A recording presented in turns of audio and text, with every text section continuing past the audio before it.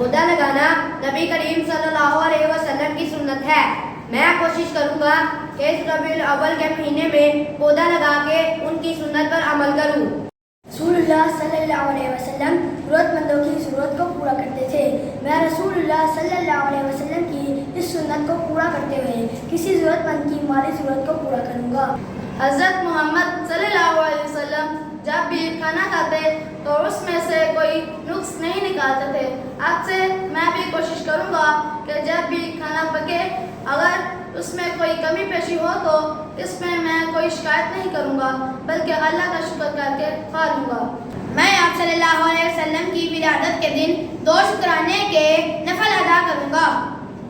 زندگی میں یہ معمول آج سے انشاءاللہ بناؤں گا کہ ہر جاننے والے اور نہ جاننے والے کو سلام کروں گا۔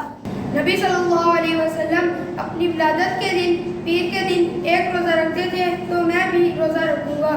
صلی اللہ علیہ وسلم کی سنت ہے مسکرانا اور میں اس کو مکمل کرنے کے لیے اپنے چہرے پر مسکراہٹ رکھوں گا۔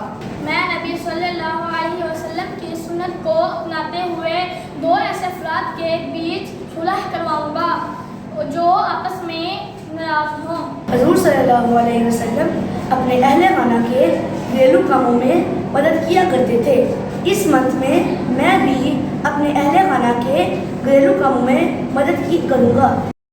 صلی اللہ علیہ وسلم کی سنت پر عمل کرتے ہوئے دوسروں سے درگزر کیا کروں گا اور اس پر صبر کیا کروں گا۔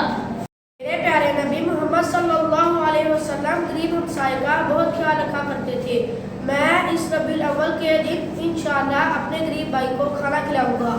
صلی اللہ علیہ وسلم کی سنت تھی کہ وہ لوگوں کے لیے آسانیاں پیدا کرتے تھے، تو آج سے میں بھی یہ سنت فالو کروں گا کہ کوئی بھی راستے میں تکلیف دہ چیز نظر آئے تو اسے میں ہٹا دوں گا۔